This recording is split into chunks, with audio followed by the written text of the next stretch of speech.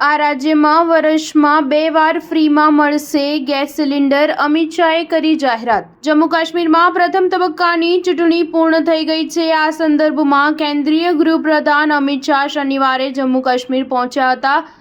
આ દરમિયાન એક રેલીને સંબોધતા તેમણે મોટી જાહેરાત કરી હતી। મળતી માહિતી પ્રમાણે ગૃહમંત્રી અમિત શાહે કહ્યું કે ઈદ અને મોહરમના અવસર પર 2 ગેસ સિલિન્ડર મફતમાં આપવામાં આવશે।